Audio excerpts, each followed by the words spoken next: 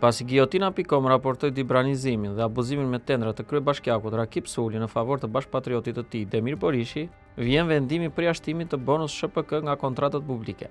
Denoncimi ynë nuk kishte të bënte dhe aq me krajinarizmin, sesa me shkeljen e rregullave dhe manipulimin e procedurave të prokurimit. Agjencia e Prokurimit Publik, APP, kishte nisur procedimin administrativ për përjashtimin e kompanisë Bonus SHPK nga e drejta për të fituar kontrata publike. Sipas dokumentit, kompania ka paraqitur të dhëna të reme, duke kryer keq informim për qëllim me kualifikimin në një procedurë prokurimi. Tenderi që i ngecë në dorë kompanisë është ndërtim rrugët Bathore Valias Laknas, i zhvilluar nga Bashkia Kamës. Arsyeja e fillimit të hetimit administrativ ndaj kompanisë Bonus SHPK ka të bëjë me mashtrimet mbi personelin që do të angazhohet në kontratën publike. Sipas Agjencisë së Prokurimit Publik, hetimi ka nisur bazuar në informacionin periodik të shkëmbyer me Inspektoratin Shtetëror të Punës dhe Shërbimeve Shoqërore në kuadër të bashkëpunimit institucional. Në përfundim të procedimit administrativ të nisur, u arrit në konkluzionin se ndodheshim në kushtet e nenit 78.1a të Ligjit të Prokurimeve Publike, ku parashikohet se Agjencia e Prokurimit Publik përjashton një operator ekonomik nga e drejta për të fituar kontrata publike për një periudhë nga 3 muaj deri në 3 vjet për keq informim dhe dorëzim të dokumenteve që përmbajnë të dhëna të reme për qëllime kualifikimi, citohet në vendimin zyrtar. Agjencia e Prokurimit Publik ka vendosur të përjashtojnë operatorin ekonomik Bonus SHPK me NIP K724-1290 nga e drejta për të fituar kontrata publike për 6 muaj nga hyrja në fuqi e këtij vendimi. Theksohet në sanksionin e ndërmarrë nga Agjencia e Prokurimeve Publike. Pse u vonua 9 muaj përjashtimi? Tenderi mbi bazën e cilit u hetua kompania Bonus SHPK është shpallur më 11 shtator 2025. Manipulimet kanë nisur qysh në fillim të tenderit me hartimin e kritereve që janë ndryshuar edhe pas shpalljes.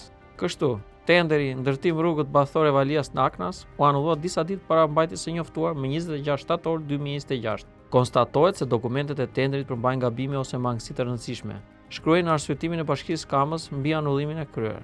Procedura është rishpallur më 6 tetor 2025, por tenderi do të bllokojë nga ankesat në Komisionin e Prokurimit Publik për kriteret e vendosura.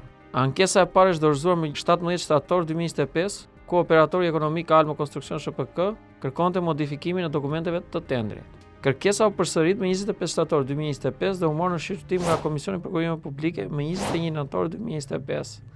Komisioni i Prokurimit Publik urdhëroi Bashkinë Kamës të modifikonte kriteret e tenderit dhe ta publikonte sërish tojcën me dokumentet e ndryshuara.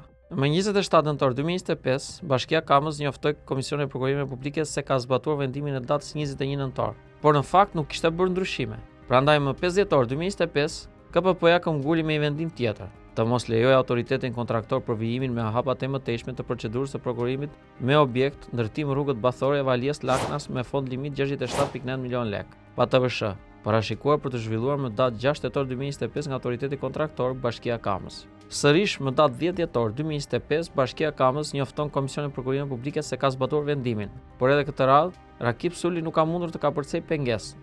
Në këto kushte, Komisioni i Prokurimit Publik vendosi ta bllokojë vazhdimin e tenderit. Një nga pikat për të cilat ankoi Almo Konstruksion ishte numri i lartë i personelit të kërkuar për t'u angazhuar në këtë kontratë. Kompania ankoi se kërkesa për të pasur 65 punonjës të angazhuar sipas profileve dhe specializimeve të ndryshme ishte disproporcionale me madhësinë e kontratës. Me sa duket, këtë kërkesë konkurrenti tjetër i mbështetur nga Rakip Suli, Bonus SHPK, e kishte plotësuar me të dhëna të reme. Kur i ke krahë të mbrojtura nga kryebashkiaku, mund të bësh mashtrime të tilla. Pikërisht këto të dhëna të reme i zbuloi Inspektorati i Punës, që vuri në dijen një Agjencinë e Prokurimeve Publike. Megjithatë, mbetet enigmë pse agjencia u vonua për të nxjerrë në dritë vendimin e përjashtimit të Bonus SHPK. Koha e publikimit të sanksionit përkon me bërjen publike nga Giotina.com të skandalit të ri të Sulit me tenderat e rrugëve, ku në qendër ishte sërish Bonus SHPK. Po ashtu, për koincidencë, vendimi për ndëshkimin është publikuar pas mbarimit të afatit për ankesa për tenderin e radhës që kryebashkiaku Suli kishte dhuruar kompanisë Bonus SHPK. Me pak fjalë, përjashtimi nga pjesëmarrja në kontratat publike u vonua derisa Bonus hodhi në xhep tenderin tjetër 1 miliard lek. Në duke gjithçka shkoi në rregull në tenderin e mbajtur nga Bashkia Kamës për asfaltimin e disa rrugëve në Paskuqan. Përtej fasadës, fondi limit mbi 1 miliard lek ishte i paracaktuar për Demir Borishin, bashkëpatrioti nga dibrat e kryebashkiakut Rakip Suli. Ky lloj dibranizimi i tenderave është një nga shfaqjet e korrupsionit që është mënyra e qeverisjes që ushtron Rakip Suli në Bashkinë Kamës. Kjo po ndodh sidomos në muajt e fundit, kur kryebashkiaku po shpërndan fondet e rrugëve në prag të zgjedhjeve lokale që do të mbahen vitin e ardhshëm. Me paratë e korrupsionit blihen votat, sipas akuzave të opozitës, ndërsa kontratat jepen në pak duar të besuara. Më konkretisht bëhet fjalë për tenderin me objekt ndërtim rrugës bloku Paskuqan Kamës Bathore me fond limit 102.6 milion lek të reja, pa përfshirë TVSH. Kontrata është fituar më 26 qershor 2026 nga kompania me emrin Bonus SHPK me pronar Dermir Borishi, Fuat Borishi dhe Safet Allaraj me Selim Paskuqan dhe origjinë nga Dibra. Në këtë procedurë kanë marrë pjesë 19 kompani, shumica e cilave janë klientë të kryebashkiakut Rakip Suli dhe kanë përfituar tendera ditët e fundit prej tij.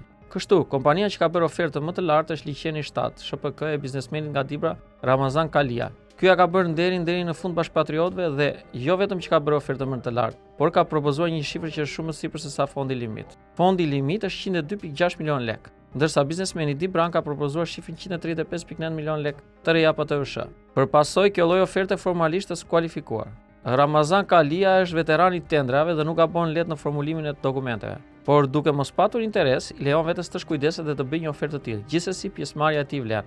Oferta shërben për plotësim të numrave për fasadën e konkurrencës që gjoja ka pasur në këtë prokurim. Pse nuk ka interes Kalia? Në të njëjtën ditë, 26 qershor 2026, Liqeni 7 ka marrë nga Bashkia Kamës ndërtim rrugë bloku Bathore me fond limit afro 1.3 miliard lek pa TVSH.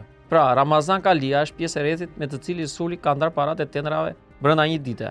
Dhe nuk është i vetmi, vini re këtë detaj. Oferta e vetme më ulët se sa ajo e Bonus SHPK është paraqitur nga kompani Riviera 2008 SHPK. Kjo është kompania e familjes së ish-deputetit të Partisë Socialiste Ndue Kola, e administruar nga Gim Kola. Edhe oligarku Kola nuk është interesuar ta fitojë këtë tender, megjithëse ka dalë në krye me ofertën më të ulët. Kompania nuk ka paraqitur sigurimin e ofertës. Pse i thot jo lekëve Kola? 10 ditë para këtij tenderi më 16 qershor 2026, Bashkia Kamzi ka dhënë oligarkut tenderi me objekt ndërtim rrugët blok Valias grupi 1. Me fond limit afro 1.8 miliard lek pa përfshirë TVSH. Po ashtu në këtë linjë është edhe firma Andrej Gjoni, SHPK e Xhetan Andrej Gjonit, që gjithashtu është nga Dibra dhe i ka borxhe kryebashkiakut. Ndërsa kompania shpresa ala SHPK e Lush Osmanit ka akoma pa dorëzuar sipas kontratës 180 ditë rrugët e tenderit ndërtim bloku Paskuqan 2. Tenderi fituar më 22 janar 2026 e kishte fondin limit 1.1 miliard lek. Kush është Dermir Borishi? Bonus SHPK u regjistroi në vitin 2007 nga ortak me origjinë nga Dibra. Megjithatë, firma nuk është pjesë e tavolinës së Rakip Sulit vetëm se pronarët janë Dibran. Janë lidhje të thella të biznesit me politikën që çojnë fluksin e parave nga arka e bashkisë tek firma si Bonus SHPK, që është pjesë e rrjetit me fije të padukshme të oligarkut Bashki Mulaj. Ndërkohë, ky aktiviteti i Sulit nuk ka mbetur pa u evidentuar nga organi akuzës. Kujtojmë se kryetari i Bashkisë Kamës, Rakip Suli, është paraqitur 2 herë në SPAK në nëntor 2023. SPAK po kryen hetime për veprat ushtrimi i ndikimit palishëm, shpërdorim të tyre, shkelje barazisë në tendra dhe korrupsion pas kallëzimit të banorëve të Kamës. Rakip Suli është denoncuar edhe nga një grup këshilltarësh të Bashkisë Kamës, duke u referuar raportit KLSH-s pas kontrollit në këtë institucion. Burime bëjnë me dije se SPAK po kryen hetime për zyrtarë të Bashkisë Kamës lidhur me tendrat pastrimit të qytetit dhe dëmshpërblimet për tërmetit. Pas kallëzimeve të mbërritura në strukturën antikorrupsion, ky institucion ka regjistruar procedim penal, ndërsa hetimet po kryen nga prokurori Elvin Gokaj. Mësohet se për këtë çështje janë thirrur dhe janë marrë në pyetje disa drejtorë të këtij institucioni dhe janë sekuestruar dokumente nga bashkia. Kallëzimi i fundit në SPAK për Sulin është bërë në prill 2025 për shpërdorim detyre. Ju pëlqeu kjo video? Atëherë bashkohuni me ne. Na ndiqni në Instagram, Facebook dhe TikTok dhe bëni subscribe në YouTube. Klikoni like dhe share dhe aktivizoni njoftimet për të mos humbur asnjë video të re. Faleminderit për mbështetjen.